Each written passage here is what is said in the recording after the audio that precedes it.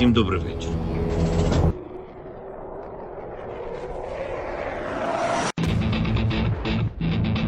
On behalf of the brave,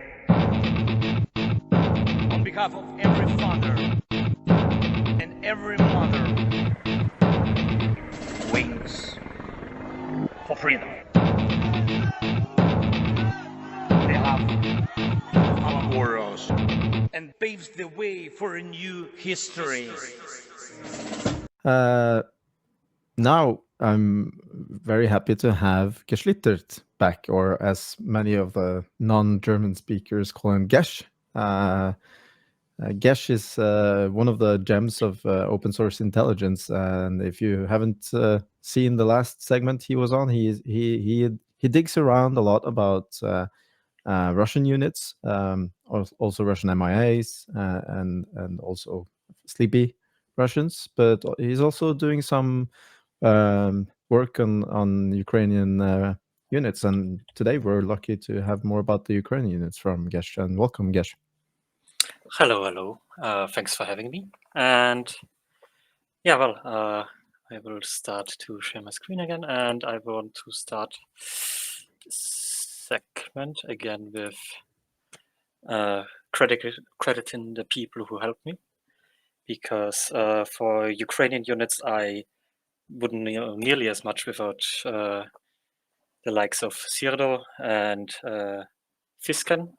Fiskan certainly doesn't have social media, but he's an absolute expert on Ukrainian units, and he, like, whatever you ask him, you just quickly close your dams, maybe. Yeah, be good. Yeah, exactly. Very, very happy to work with them. I'm very happy that they helped me. So yeah, what I want to go over today. Last time I only had a section about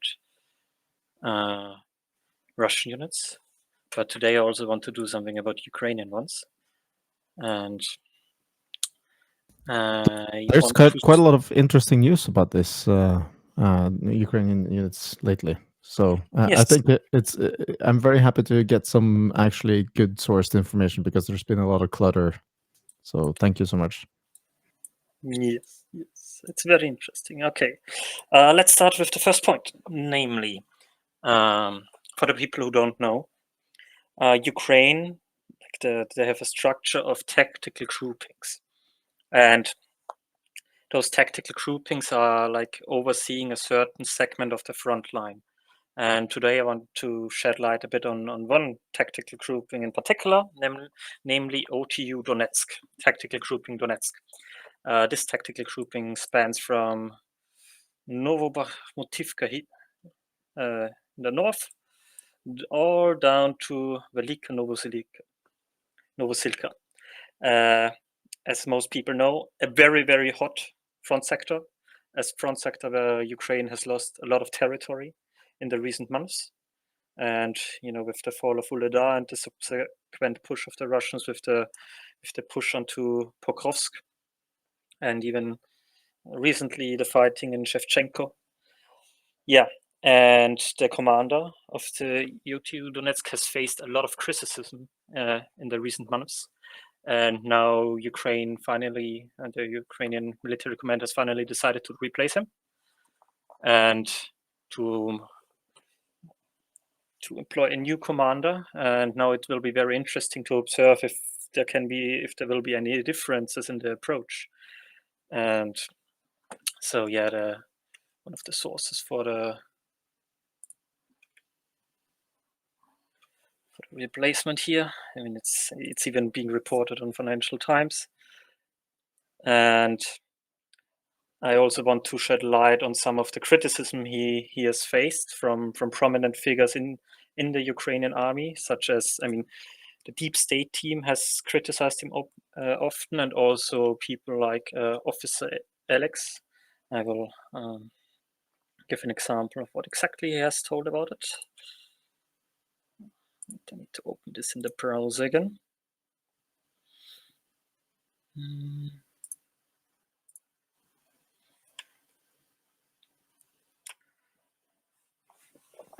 And in this post, he compared him to Sodor, another very infamous Ukrainian general who has been responsible for a lot of losses of Ukrainian personnel.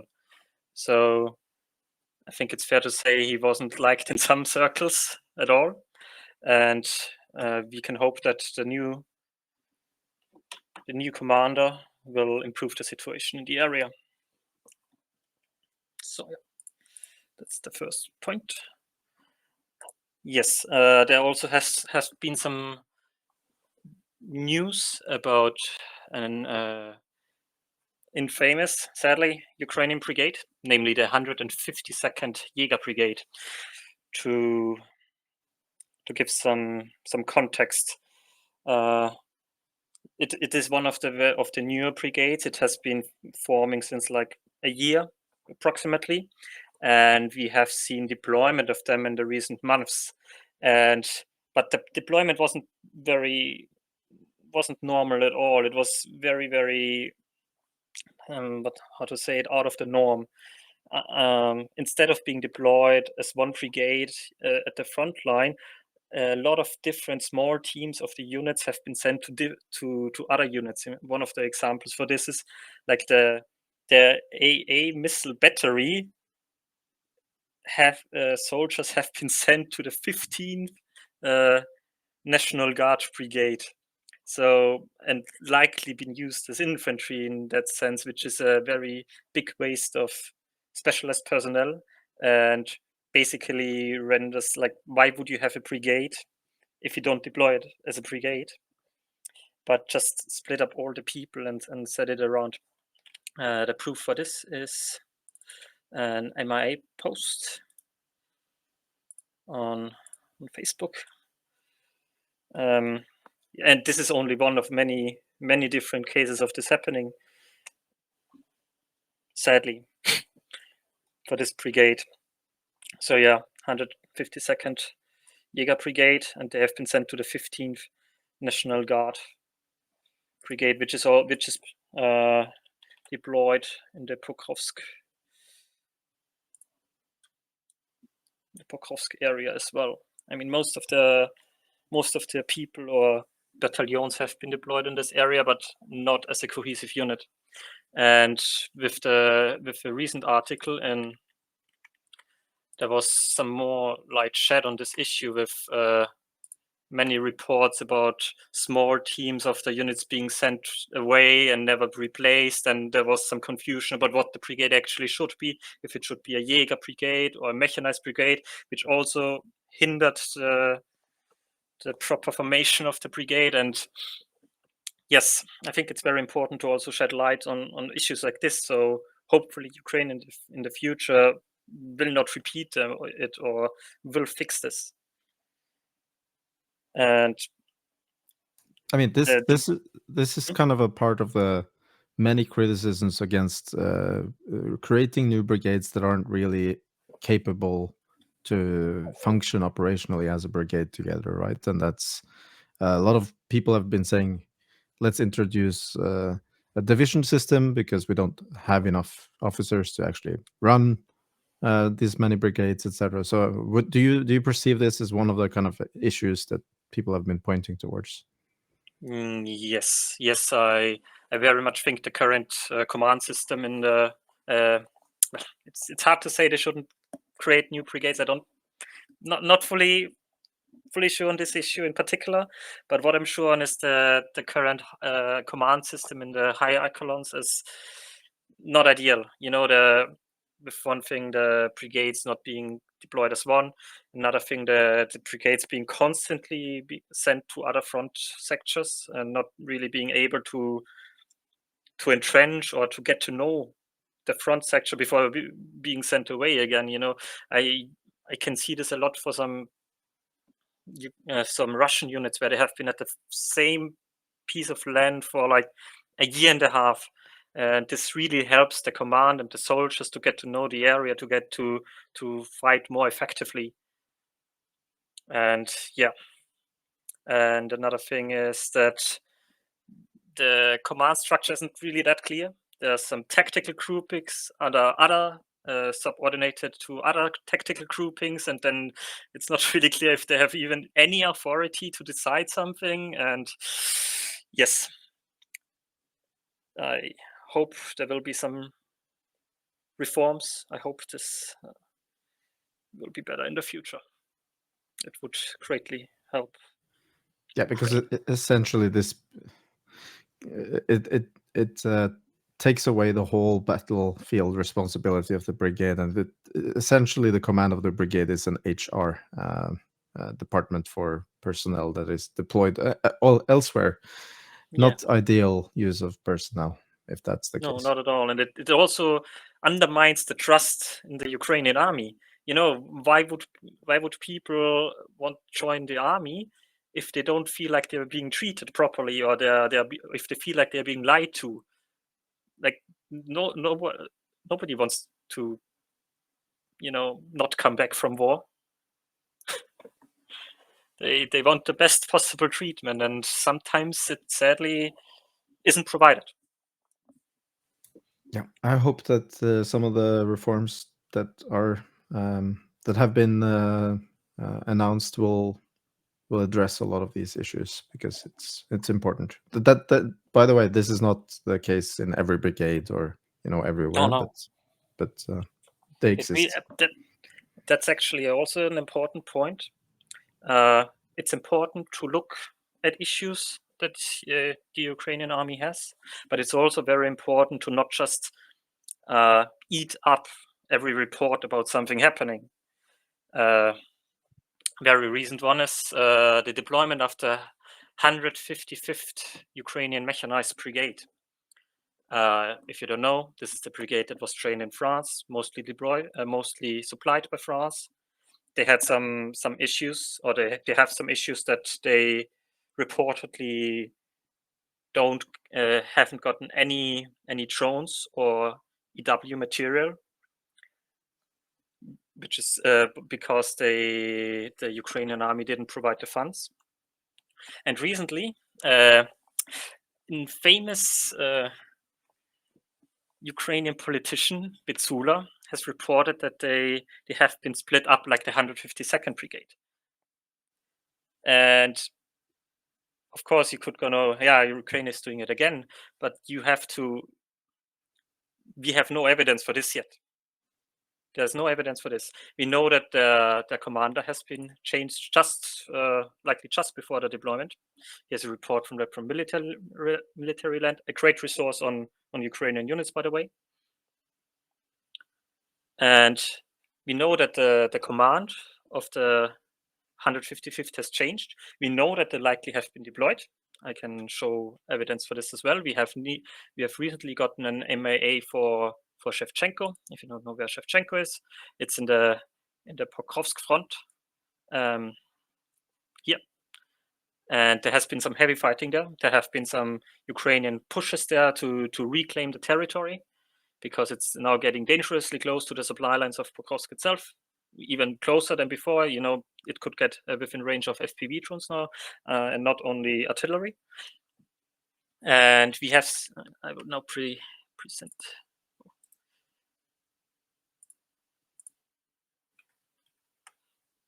And we know that one of the soldiers of the 155th Brigade, everything is up, the ID, they mentioned the brigade and everything.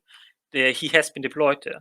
We don't know if the whole brigade has been deployed, if it's another case like the 152nd. So it's always very important to just look at the information that you can verify.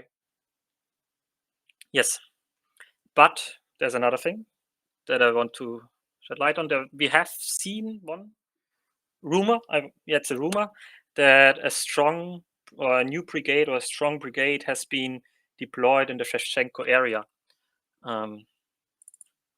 And this could mean that this person meant the 155th. We don't know yet. It aligns with the deployment of the 155th Brigade. So it could just be that the whole brigade has been deployed there. And yes, but it's hopefully they will perform well. Hopefully Ukraine will push back the Russians in this area. Yes, this is the information I wanted to share about the 155th Mech. And always try to practice as much information hygiene as possible. Always try to verify the information that you get. It's very important. Who do you think this strong brigade is? Do you have any suspicion? Not really. I think it might be the 155th. That's the only one where we know that they've been recently moved there. That's okay. So the strong brigade mentioned is likely the 1-5. Maybe. Okay. Maybe. Interesting. It could also be that the 72nd has been deployed again. I mean, they have been off the line for a long time now. If you don't know, I mean, they have been the brigade who has been holding Wuhledar for for a very, very long time, for more than a year, and have in the capture of Wuhledar have likely lost a lot of their combat power. And they have been reconstituting in the Kherson region since then. And, maybe they have been deployed again. I don't know. We have no evidence of that yet. I mean, it will be interesting if they can reconstitute properly, if they can get back to full combat power. And I hope so. Yes. Yeah, ideally it would be good if the 155th Mech can operate as a brigade. As I've heard only good things about the training in France. I do know they trained a lot with not conventional methods that has been more adapted towards what Ukrainians criticized about the training of the Western brigades that were equipped in the winter and spring of 23, where the criticism was that drones weren't calculated as a part of the operational training, so small drones, and that basically a lot of the training was outdated for the war, etc. But I've only heard that the French have tried to address this and that the training has been good. So hopefully the problems will be resolved. Yes, I'm sad to hear that they rushed the brigade into battle, to be honest. I mean, the situation is very hot. I don't think they have many options sometimes.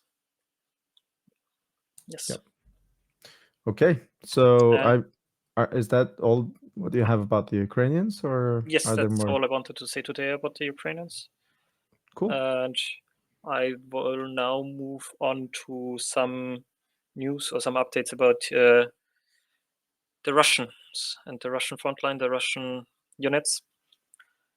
And today again, I will focus on Kursk, because there's a lot of, again, interesting stuff happening there. And I want to shed light on one thing about Kursk: the sheer density of Russian units deployed here on the western flank in a very small area. Actually, there are two whole Russian VDV divisions deployed there, namely the 76th Air Assault Division with basically all the units. Then the 106th Airborne Division with basically all the units. I mean, of the 106th, when Ukraine tried to push into Veseloe, they were fighting there, and now they have highly likely been moved back to this front sector around Torino. Then there also is the 83rd Air Assault Brigade fighting here, the 155th Naval Infantry Brigade, and the 56th Air Assault Regiment, all of them fighting in this area. And very recently, which is an interesting development in my opinion, the 34th Motor Rifle Brigade has been sighted again. About them, before this sighting, the last time we have seen them was in April, and they have been fighting around Priutna. That's the Staromayorsk area. And since then, we haven't really seen any fighting of them. And now again, another of the reconstituting brigades have been deployed up to Kursk, and more of the Russian reserves, as I talked about last time, the 104th Air Assault Regiment, for example, have now been committed to Kursk, and they're trying the hardest to push back the Ukrainians here. They are losing so many vehicles that we have seen recent videos of them just in the north moving by foot, and it's a very intense area with a lot of fighting going on all the time, with an extremely high density of troops, especially on the western flank. There are 2 divisions, 2 brigades, or 3 brigades, and a regiment are trying to push into the Ukrainian held territory. Yep. It's kind of significant to mention that if the Russians do manage to push from the west towards Sucha, the only road in and out is kind of threatened. It's already very close in the sense that the Russians can fire artillery on this road.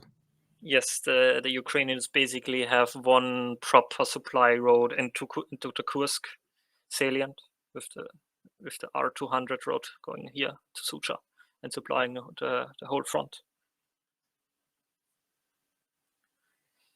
So yeah, one a bit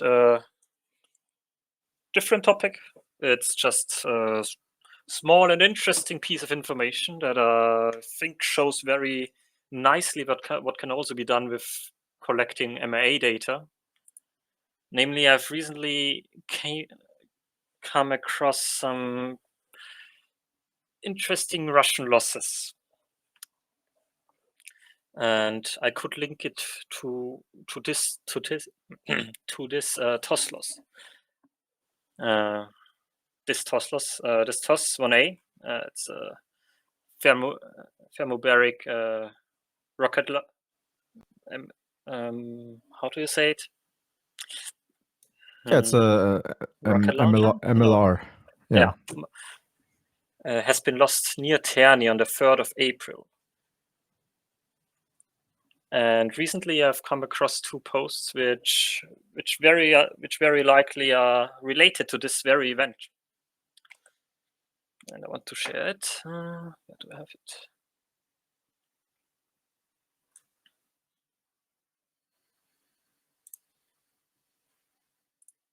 Yeah, as a reference, the TOS 1A is the Russian rocket artillery that shoots out a thermobaric bomb, or what some people who like to refer to as a vacuum bomb. Creates an overpressure wave, which is very, very destructive and deadly. Yep. And I could now link this very loss to a specific Russian unit, namely the 11th Russian CBRN regiment. And we have actually 2 maybe unique MAA reports. The problem is this person hasn't mentioned the full name of the missing soldier, and this post hasn't mentioned the call sign, so I can't be for sure. But the date and the type of unit and the area all perfectly line up with this very loss. And yes, I just wanted to show this as a kind of, interesting information, how we, with the information that we can acquire, can know which soldiers exactly were involved in the videos that we see by just searching the internet and collecting all the data, and then we find out in this explosion it was likely this guy. He fell asleep. Yeah, probably. He was very warm afterwards, for sure. Interesting. I've heard some rumors about, or more intense rumors about North Korean soldiers being visually confirmed, or at least someone has said they were assaulted by North Korean soldiers. What do you know Yes. about this? We might have seen the first North Korean deployment. I can't say for sure, but there have been a lot of reports in the Ukrainian Telegram sphere where they said it was North Korean soldiers. A very prominent soldier that I have quoted before, namely Kriegsforscher, has said, well, that's the funny thing. It's a bit conflicting what he said. At first, he said it's no Koreans in the footage that has been provided and geolocated by Moklassen, or not provided by Moklassen, but geolocated by Moklassen. And at first, he says it's no Koreans in the footage, and when asked again, he said it was a combined assault between with Russians and the North Koreans. So maybe he has received new information in the meanwhile and has updated his opinion or his stance. So we likely have seen the first deployment of North Korean soldiers in this war, the first proper battlefield deployment. And another interesting thing is they just as an information, they are mostly attached to the 810th Naval Infantry Brigade, which is operating around mostly this area. They have also had subunits involved in the capture of Blakovo. But most of the forces are up here at the north, and this footage was also geolocated in this area. I mean, we can just go for the link for the coordinates, and yep, yes, it has been geolocated up here. And a very interesting thing about this footage is again there was no vehicles involved. They have been solely moving by foot, which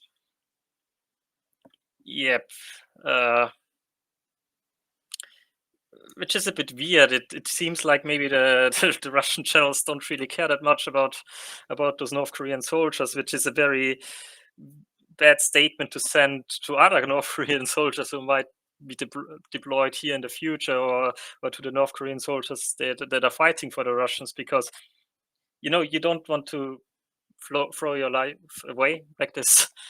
And what is also interesting, Ukrainian commentator has stated that the North Korean soldiers are actually likely better trained or more proficient than, or more motivated than a lot of the Russian soldiers, because they have been training together for a very long time, while Russian soldiers often get thrown to the front line after 2 weeks of training.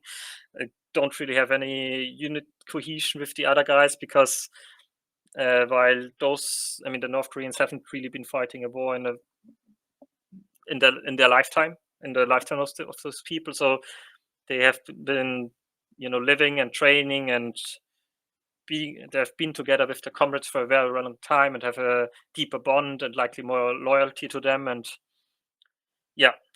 this Ukrainian commentator has only had had some compliments actually about the combat abilities.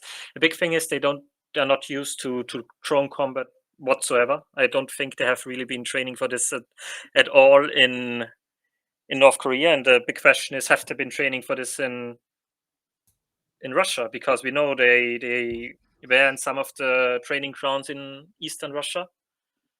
But yes. Well, so the thing is, what I can imagine is that they are easier to isolate, in the sense that they won't receive the same kind of information about what is actually happening other places in the front line than the Russians. I mean, they have just recently been exposed to the internet, a lot of them, apparently. I mean, from the maybe likely rumors has it that they know that North Koreans are very isolationist after all, and now they are in an area that's not nearly as isolationist. So it just makes sense that they have a lot more information about the world now than they had a few months ago. Yeah, but still, it's probably easier to isolate them compared to the Russian units. And I wouldn't be surprised if they actually do behave at least with a more cohesion and less probable, less problems with morale. By the way, could you maybe full screen that IMI thermal drone footage, because I think it's Can we show it? Yeah, if you maybe just a still frame. Yeah, it shows.